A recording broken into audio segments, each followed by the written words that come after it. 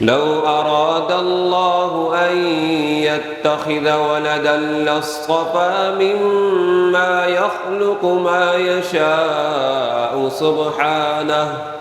سبحانه هو الله الواحد القهار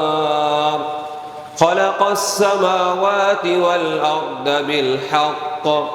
يكبر الليل على النهار ويكبر النهار على الليل وسخر الشمس والقمر كل يجري لأجل مسمى ألا هو العزيز الغفار خلقكم من نفس واحدة ثم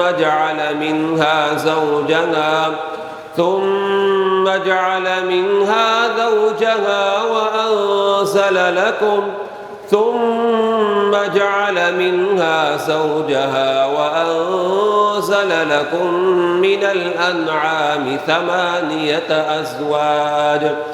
يخلقكم في بطون أمهاتكم خلقا من بعد خلق في ظلمات 3 ذلكم الله ربكم له الملك لا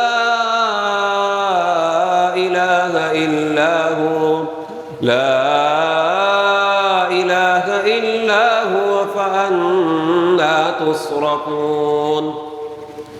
إن تكفروا فإن الله غني عنكم ولا يرضى لعباده الكفر وإن تشكروا يرضه لكم ولا تزر وازرة وزر أخرى ثم إلى ربكم مرجعكم فينبئكم بما كنتم تعملون إنه عليم بذات الصدور وإذا مس الإنسان ضر دعا ربه منيبا إليه ثم إذا خوله نعمة منه نسي ما كان يدعو إليه من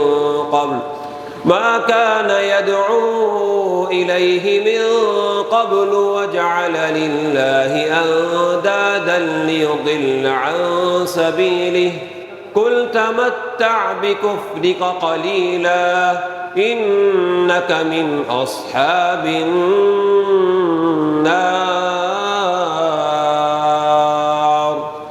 أمن هو قانت آناء الليل ساجدا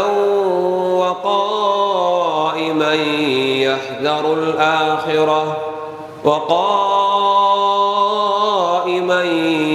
يحذر الآخرة ويرجو رحمة ربه